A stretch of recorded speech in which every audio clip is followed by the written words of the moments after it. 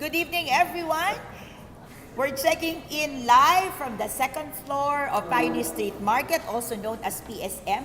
We are located inside HMR parking compound along Reliance Street at the city of Mandaluyong, and this is just across TV5. And for tonight, you're joining me for Kapehan Night. This is Coaching Tuesday. This is brought to you by Decaf Coffee Republic. Okay, this is Coach A. I'm a certified life coach, and what I do as a certified life coach is I empower people to live beautifully and stay alive. I also advocate quality of life for people with special needs, especially related to mental wellness. And for tonight, I'm going to be talking about mental wellness. Specifically, I'm going to be talking about dimensions of your mental health. So just in case you believe you will be blessed by this talk and other people you love, can be blessed by this talk, I really appreciate if you will do some sharing of this episode. We're coming in live, and this is a live talk, a live coaching talk that I do every Tuesday and every Thursday. On a Thursday, you can join me for Coaching for the Soul, and on Tuesday, it's Kapehan Night, and Kapehan Night is a talk where we talk about anything under the sun, including the sun. Okay, we talk about money, finances, relationship. Okay, beautiful people on the floor. May mga kasama po ako.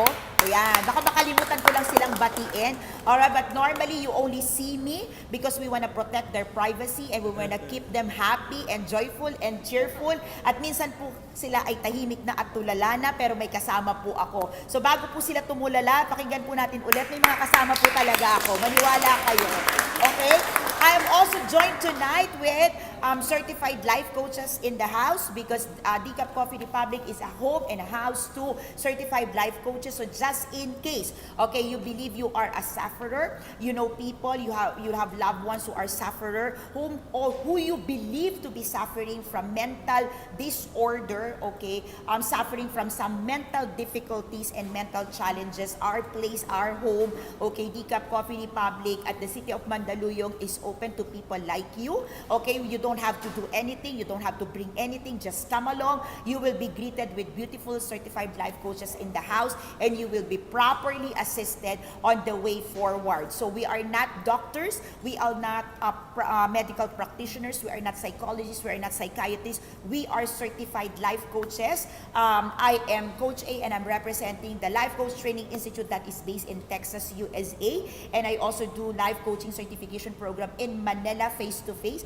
So just in case you believe that this profession can help you, your family member, especially right now, okay, in this season where we are advancing mental wellness in the Philippines, okay, the bill on mental wellness was just signed by our president, and that bill includes about mental wellness awareness, access to services and information, and a lot of organizations are responding to it. And if you believe you are a person who would like to respond to it professionally, then life coaching is one avenue, one profession that definitely can respond to the needs of our community, to the needs of our country at this very moment in time.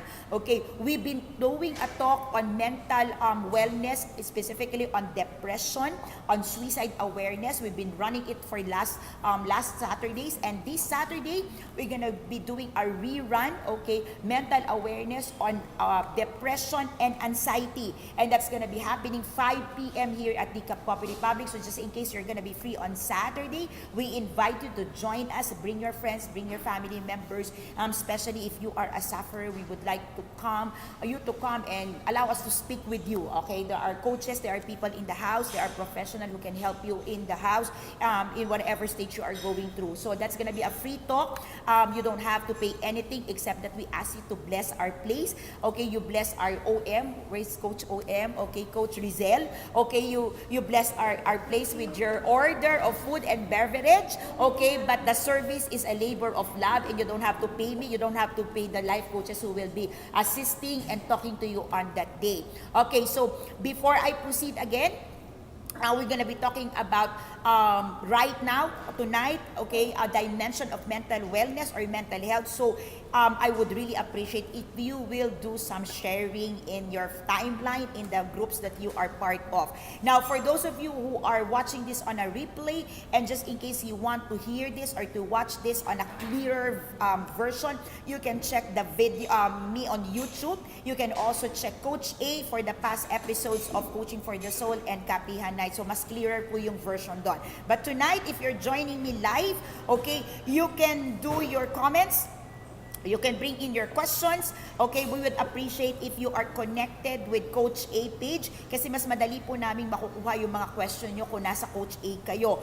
Or you can also message me directly at Adet Purto. That's my personal account. Hindi po ako nagtatago. So if you are more comfortable messaging me personally, that's Adet Purto. Coach A is short for Coach Adet. Okay, so before I started, I asked my on-floor guests, okay, for them to have a mental picture or an avatar of a not mentally fit person. So kayo po, okay, as we begin our talk, can you picture in your mind how does a person who is not mentally fit looks like? Okay, sa mga nauna na, sa mga guests on floor, anong itsura, okay, how does a person who is not mentally fit look like? Coach Philip, can you describe one description of a person who's not mentally fit? Description or name? A name. Oh, name. Oh my goodness. No name. Name? Okay, can you give us a name? Donald Trump. Oh my goodness. Okay, buti na lang. Okay, siya po yun. Okay, that's Coach Philip on the house. Okay, he's not mentally fit. He's definitely not mentally fit. Definitely not mentally fit. My goodness. Okay, Coach Alice. Description. Okay, also a name? Not my name, huh? Okay. Okay. Someone who can focus, who can hardly focus. Someone who cannot focus. Okay. Okay. Anyone? Always mad. Always? Mad? Okay. Okay. Madman. Okay. Someone who can handle his or her situation. Someone who cannot handle. Okay. Someone who would always freak out. Someone who always feels so stressed over things. Anyone else? Ano itsura ng hindi mentally fit? What's the picture? Okay? Okay, question. Okay, question. Are you ready? Okay. Do you feel disappointed in life? Do you feel worn out? Do you feel stressed out? Do you feel not having fun? Do you feel like being alone? Do you feel like not talking to anyone?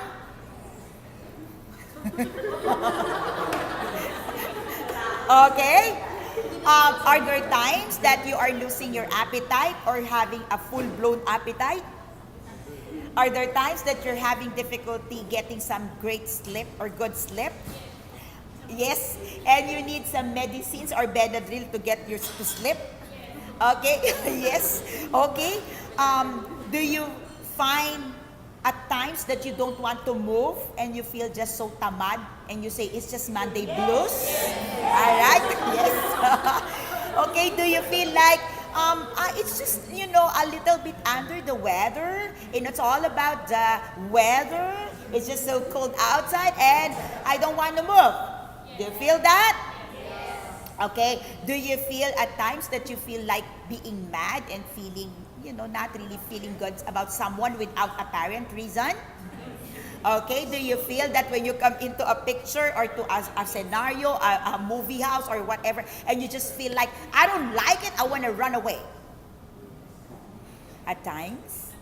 At times, okay? Do you feel that at times amidst a crowd that, I don't want to look at my guests on floor, okay? So they can answer me with an honest yes, so I'd rather look at you, okay? Do you feel at times when everybody is joyfully rejoicing, having fun and everything, you feel like you don't like it? And you feel so blue? Yeah? And you would just reason out and say, I'm not just in the mood. And when people ask you, why are you not in the mood? And you say, I don't know. Yes?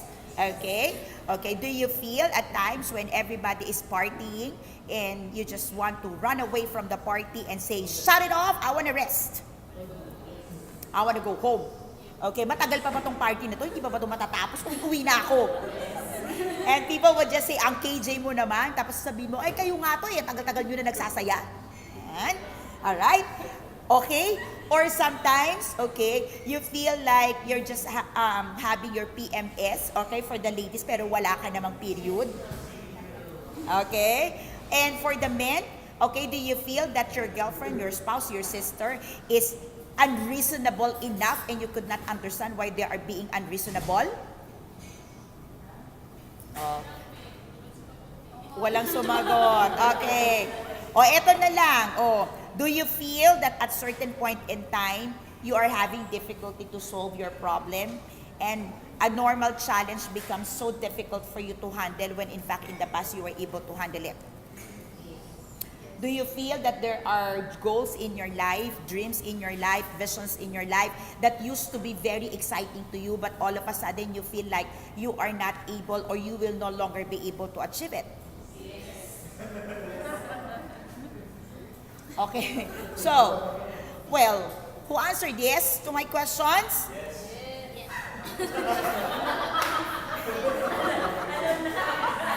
Okay, and since you answered yes to my question, what do you think is the ending of my statement? You have seen the avatar of a mentally unfit person. Okay. Okay, kayo pala yun. Okay. So are you on the left or on the right? Sino ang mentally fit? Wala na. Oo. Ending, wala na. Okay. Okay. Yan. Okay. Ladies and gentlemen, okay.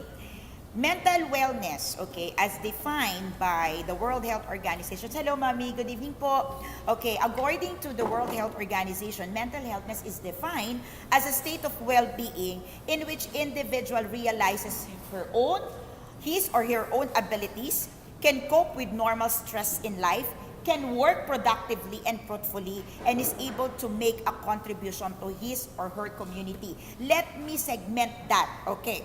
Defined as a state of well-being in which you are realizing your own abilities. How many of you would always doubt about yourself? How many of you would doubt what you can do?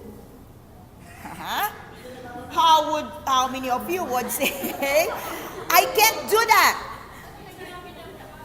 Okay. How many of you would say, I am not capable of that?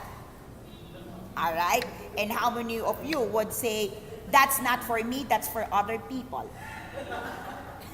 So, are you mentally well?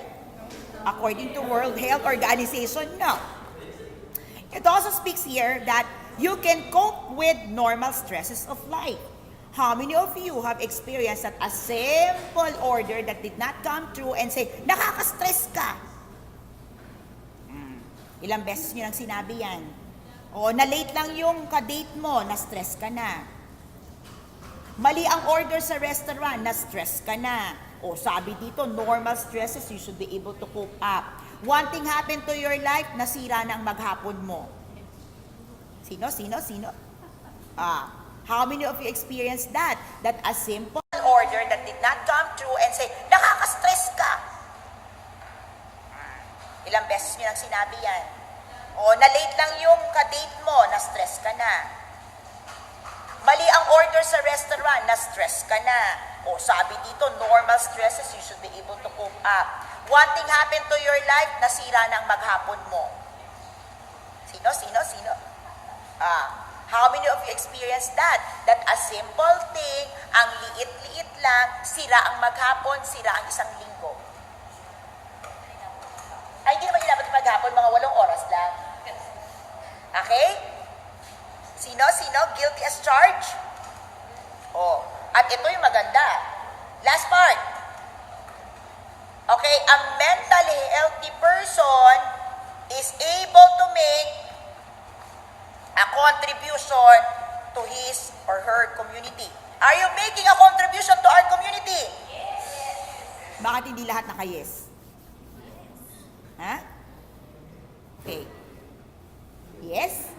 Okay, so I'm sure by this time you know if you are mentally fit or not.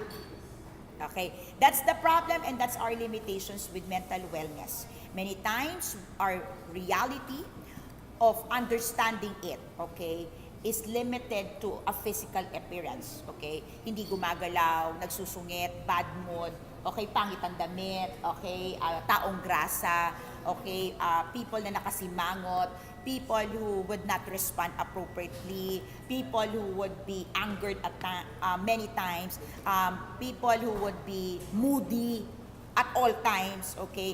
These are the people who are not mentally fit. Hey, hey, hey. Is that the picture that you're having?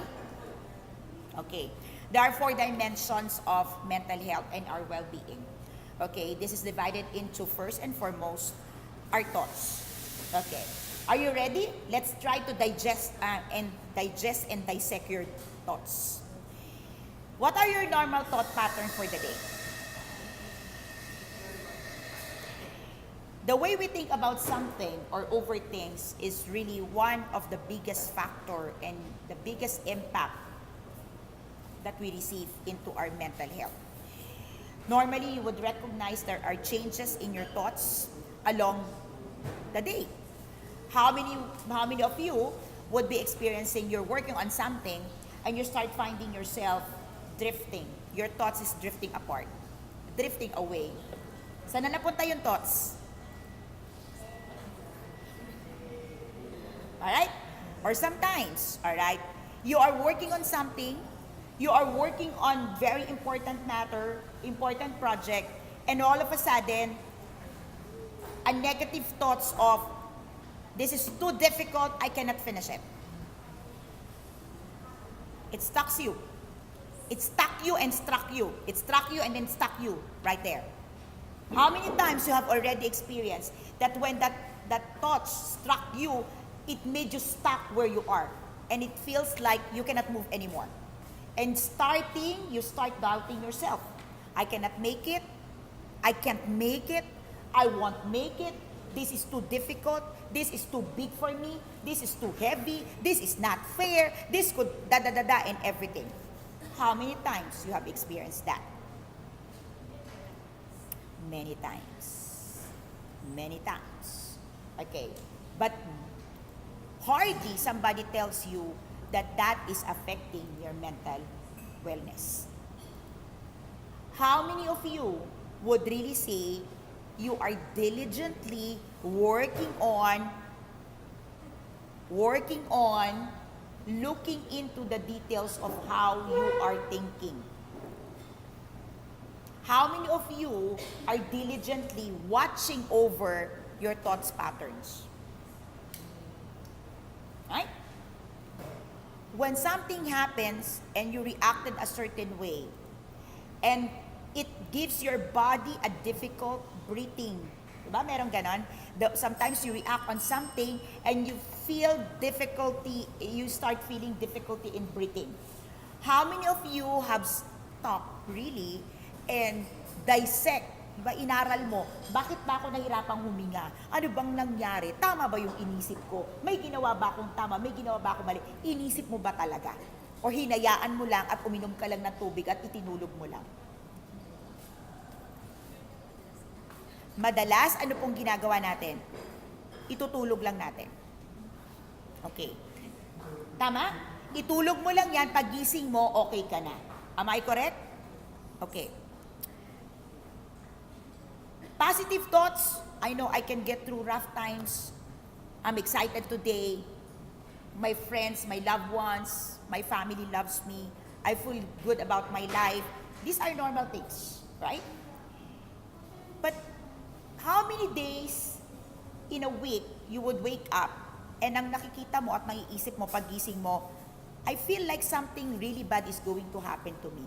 Or parang hindi maganda tong araw na to. When you wake up in the morning and you just feel this day is not really good, how do you feel that? Did you ever wonder where that thought comes from? All of a sudden you get the attack of, it seems like today is not a good day. Right? You just scroll through FB, and there are postings that at the beginning of the day, they will start ranting about the day. Alright? Right? They just get up and they feel, I wake up at the wrong side of the bed. You've heard that? Tama? Oh, di ba? So, anong nangyari? What is the right side of the bed? I don't understand. Can you connect? Can you connect with me? And then, when you start getting up, face in the mirror, these thoughts comes in, oh, I have a big nose, I have a big eyes, I have a big... This is a bad eyebrow day. And for women, this is a bad hair day. Women. And then you start feeling, I'm ugly, I'm stupid, I'm unlovable. And then, sorry for the term, some people will say, life sucks. Why? Alright? Get into the breakfast table, you don't like the egg, you don't like the rice, you don't like everything. What happened? Nothing. Nothing yet. And you just don't feel like it's a beautiful day. Those were thoughts affecting your mental wellness. But how many of you are watching over those thoughts? None. No. I feel and I believe none. Hardly, right? Because you believe these are just something that will just pass away. Lilipas lang to, may masama lang tong araw na to. Oh, not bad, not just a good day. Correct? Next. How many of you are very, very concerned about your body reaction over things? Example, right now, can you feel your heartbeat? Can you feel your heartbeat? Asan? Come on. Can you feel? How are you breathing? Normal? So what is normal? What is normal breathing? Come on. Normal breathing is breathing that doesn't stop. Coach Roy here. Okay. Okay. What is normal? Si Coach Mau ang nandyan. Tabi kayo. Yes. What is your heartbeat rate? Tugudog in love. Kayo talaga. Okay. How many of us is really, really paying attention to body function as heart rate, our breathing patterns, our digestion, the brain chemicals, the hormones, and all the changes that happens to our body that creates different reactions and affecting the way we think and the way we feel. Meron ba talagang huminto o wait heartbeat? Kumusta ka? Diba? Teka lang, are you okay? Walang ganon, diba? Many times, we just go through life, we just go through days, we just go through weeks, and we just go through our normal routines, even if this body functions and body signals will tell us otherwise. Tama? Sometimes you feel like, ang init ng pakiramdam ko kahit ang lamig. And you start having these flashes, and you just say, lilipas din. Right? You started feeling cold feet, sweating, and you don't understand why. And you say, baka lang napasma ko. Correct? Okay, how many of you have experienced that? Muscle tensions, muscle aches, headaches, alaksan lang yan.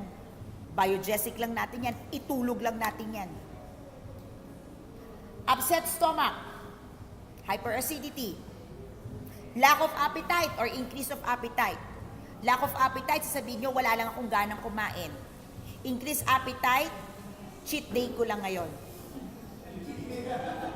Everyday cheat day mo. You're feeling that? Okay? At times, whatever you're feeling inside of you will cause you to separate from other people. You just don't feel good. And you cannot explain that feeling, and all you wanted to do is to just isolate yourself because you just don't feel good. And you cannot explain. Connect? It happens to you, right? but you just set it aside, which is the normal cases and the normal responses of normal people. Can you connect? Okay, next. The next dimension is our behaviors. Okay. How many of you have thought of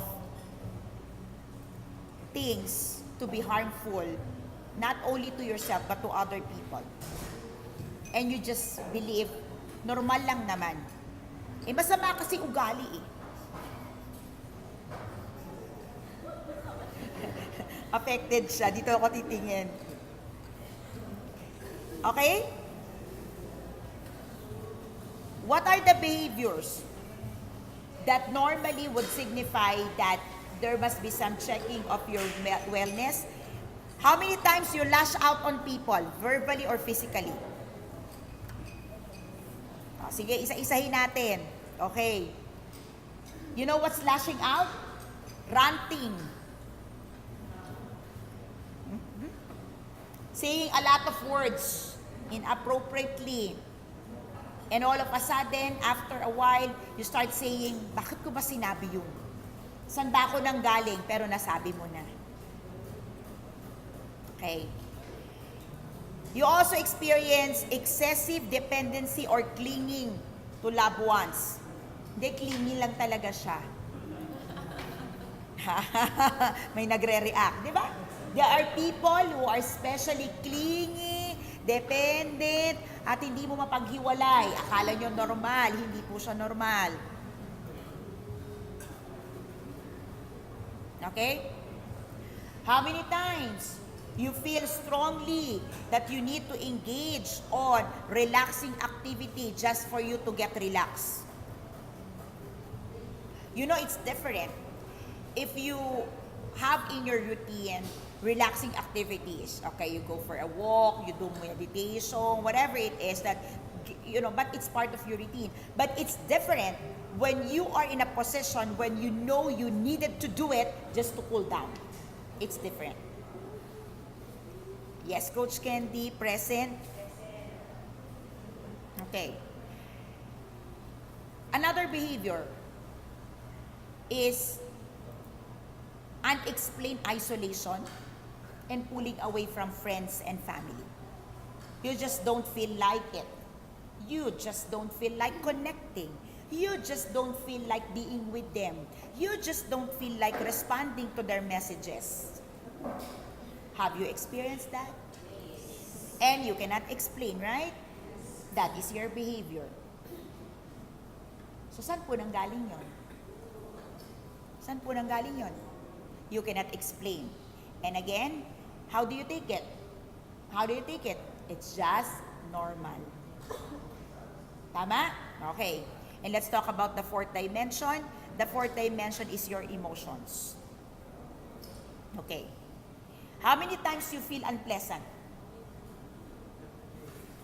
Every day?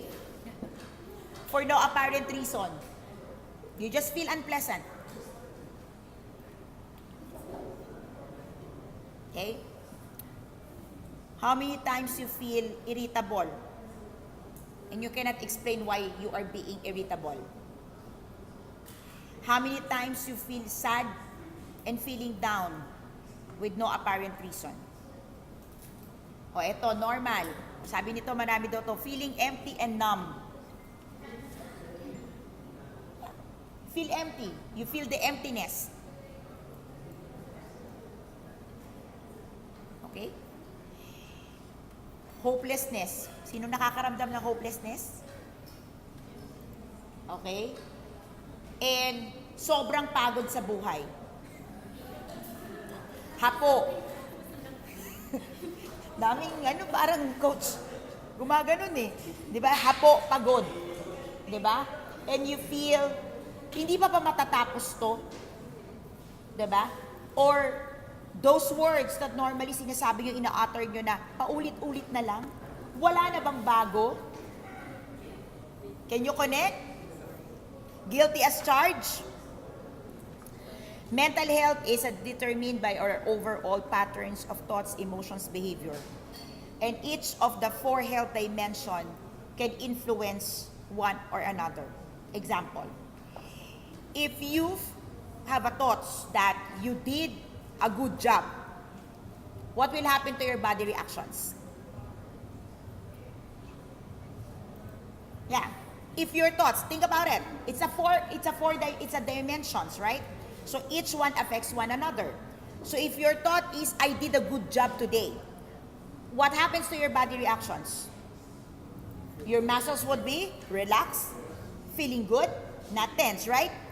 Your behavior will be, you wanted to reward yourself, right?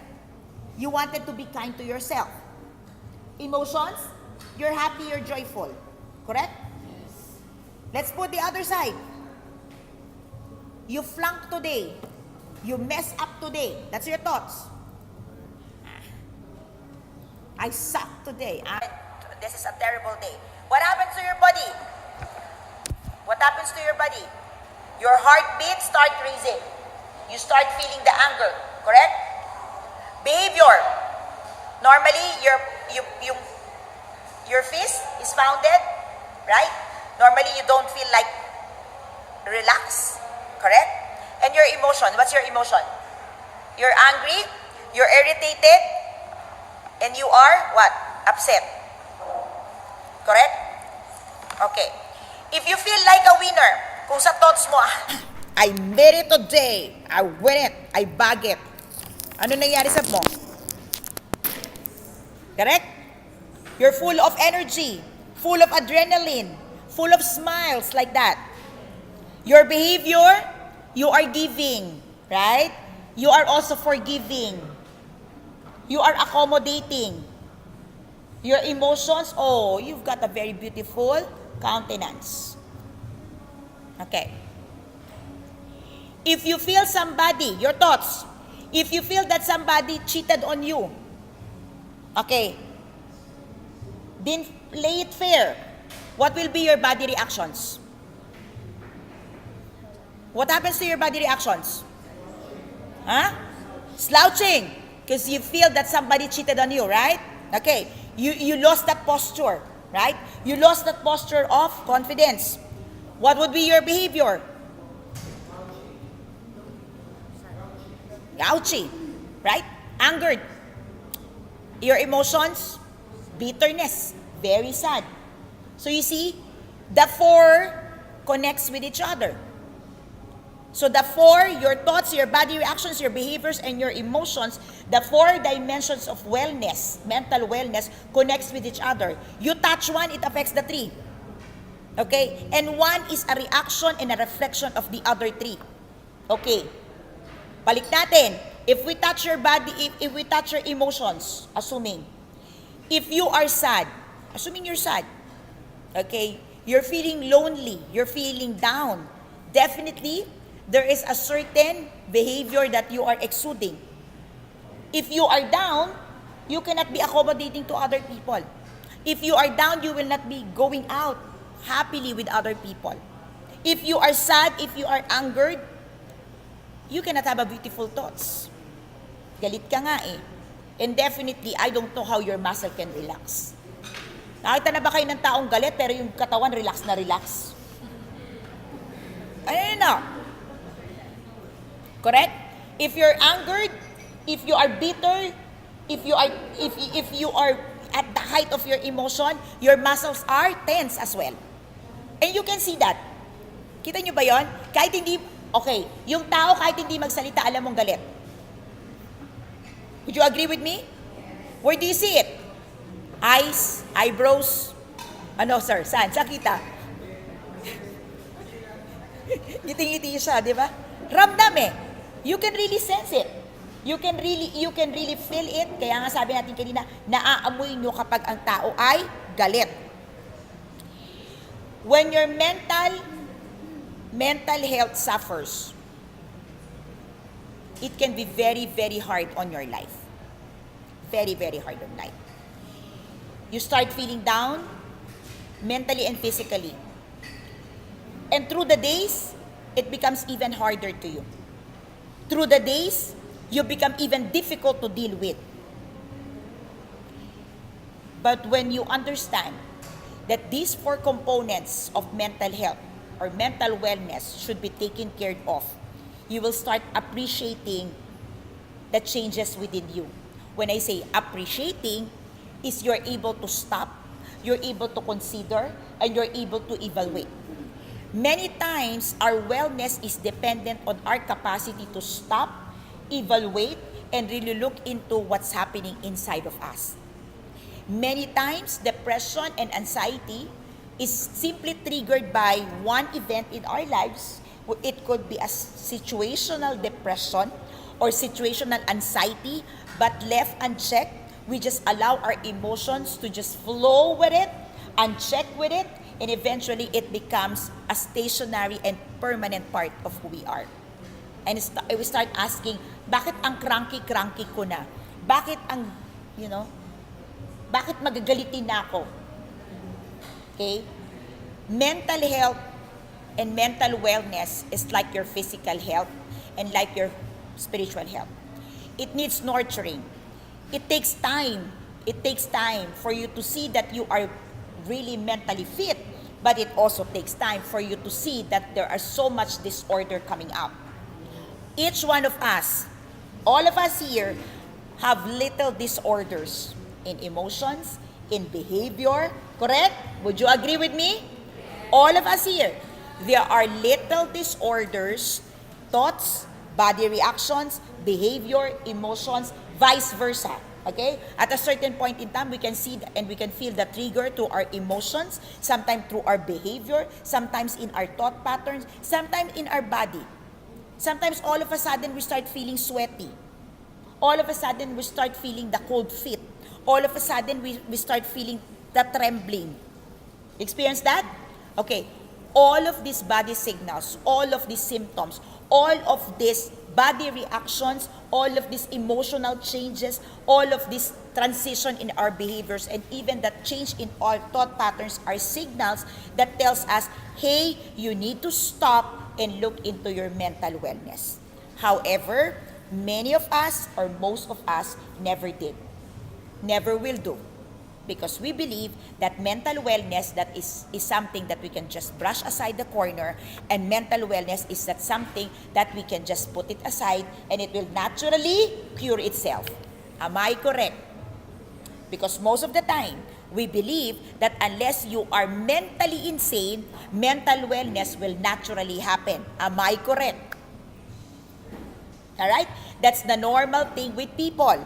We believe that mental wellness just happen naturally, and if you are not mentally insane, mental wellness is something that is natural to you. No, it's not. It's like your physical health. Naturally, you will not be physically healthy and physically fit if you don't do anything about your body. Same with your wellness. If you don't listen to triggers, if you don't pay attention to symptoms, if you don't pay attention to your thought patterns, if you don't pay attention to your behavioral changes, if you don't pay attention to your emotions that, continue to get worse over the days, through the times, and if you never pay attention to the body changes and reactions that's happening to you, what will happen to your mental health? Definitely, it will deteriorate. Nobody gets depressed overnight. Nobody gets anxiety attacks overnight. Nobody gets insane overnight. Yes? Nobody gets all the blue feeling overnight. This is an accumulation of little things, negligible, insignificant things.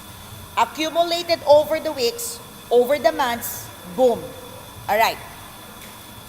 Many people would say mental insanity, okay, namamana daw yan. Okay? Mental insanity goes with traits, genetics, and everything. This is my faith, this is my belief, and this is what I learned in my practice. It is like diabetics or diabetes run in your family. But if you eat properly, you take care of your diet properly, it will not hit you. Right? Okay? High blood runs in the family. Normally, you will get a high blood because the same food, the same lifestyle, the same way of living. But if you watch the food you eat, you be careful with your medication, you be careful with your vitamins, you will not get it. I came of a family that all the diseases have. Name it, diabetes, stone, kidney, all. But it doesn't have to be with me. So the same with mental wellness. Okay? Do not think that because somebody way ahead of you, somebody in your family had depression in the past, have anxiety in the past, mental wellness in the past, you will also have it. If you take care of yourself, if you do what you need to do, if you pay attention to your body, if you pay attention to your wellness, mental wellness, if you pay attention to the wrong patterns that you are encountering, how do you know it's wrong? It doesn't feel right. Would you agree with me? You know it's wrong because it doesn't feel right. You know it doesn't feel right. Because the 4 dimension goes together. The moment you start thinking wrong, the moment that your thought patterns are wrong, the moment that your behaviors are already, not in alignment, you start feeling difficulty. You know, you feel it. But the problem is, do you stop? Do you pay attention? Or should I say, do you really care? Nobody will care for your mental wellness except you. Nobody will stop to take care of your mind, your thoughts, your emotions, your behavior, and everything that you're feeling except you. Nobody will say, hey, take care of your mental wellness except you. And mental wellness does not happen miraculously. Even with our spiritual health, we got to do something. And same is true with our mental health. Do the test frequently. Check first, how are you reacting to things? You can do that. When something happens, how do you react? Do you react positively or negatively? What is your defaults? Something happened out of control. Something happens out of plan. Something happens that you have not expected. How do you react? Positively, negatively? Hello? Yeah. Do you see it as an opportunity for growth? Do you see it for opportunity with divine intervention? Okay, some people would say that. Would you say that it is an opportunity for greater things, for unknown things, for miracle? Or do you see it immediately as a bad day? Okay. When there are changes in schedule, do you take it as an opportunity to do other things, or do you say it happens again? Be careful when you keep saying that it happens again, it's always like this. You must be thinking. That's how you've been thinking all the way, and that's already a cognitive distortions on your end. Okay. On a scale of 1 to 10, let's do the test on your emotion. On a scale of 1 to 10, are you happy or sad? Most of the days? Of the weeks? Of the months? Of the years?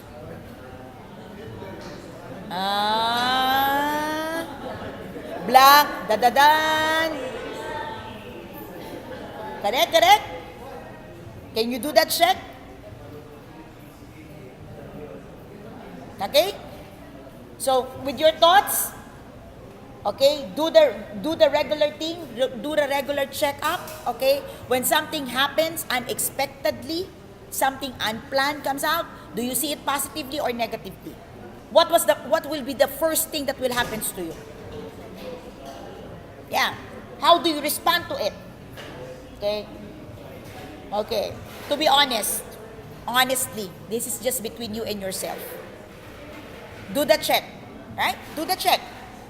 Every time something happens that is not expected, something unplanned, something that you have not foreseen, all right, or something that surprised you, do you see it positive surprise, negative surprise?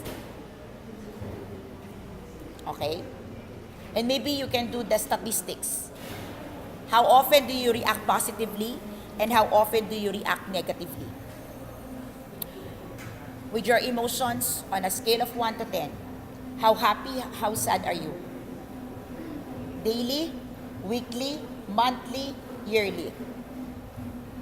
On a 365 days, how many days would be on a happy and how many days will be on the sad and angry part?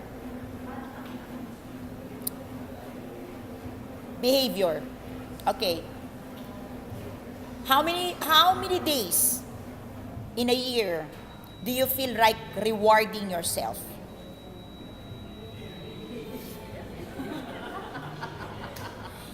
And how many days in a week, in a day, in a month, in a year, you feel like reprimanding yourself?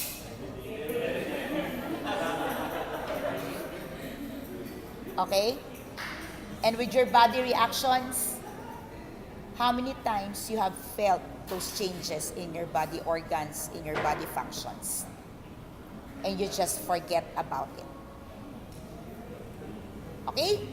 So, if you do a little self-care, if you do a little care about your mental health and wellness, if you do just a little more care for your mental sanity, you will be far off from being depressed and having anxiety attacks. Depressions and anxiety can hit you occasionally, situationally, and it's okay. But if this is happening to you frequently, without reasons, without season, and without explained realities, diba? Minsan kasi may reality hindi mo ma-explain. Okay? So dapat po yung reality na i-explain mo. It's about time for you to stop. Because no one will stop for you if you will not stop for yourself. And if you are suspecting that you have someone within your vicinity, within your care, a family, a friend, or office worker who is suffering from mental disorder, okay? Not necessarily insane, but there are mental disorder with this person, and you are mentally fit. Would you do your part? Would you do your share? To listen, to stop, to listen, to stop, to listen, and stop. Because many times we listen but we don't stop. We just listen and then we move on. How many times we did that? Nakinig ka, tapos umalis ka na. Okay? So you stop, you listen, you stop, you listen, you stop. Okay. Many times, when mental disorder hits us or hits our family, we ask why and what happens. The only answer is, because you never stop. You never care to nurture the four dimensions: your thoughts, your behavior, your reactions, and your emotions. If you want to know more about depressions and anxiety, I want to invite you to come over on Saturday, 5 p.m. And we're going to be talking about more of anxiety and depression and how to manage it. We will also be talking about suicide prevention in that talk so that you can prevent suicide from happening in your community, with your loved ones, and especially for you. If you are a sufferer, don't wait until Saturday. You can message us anytime and help is available for you. This is Coach A. Thank you for joining me tonight. It's been a wonderful evening, and stay alive. Life is beautiful. Thank you.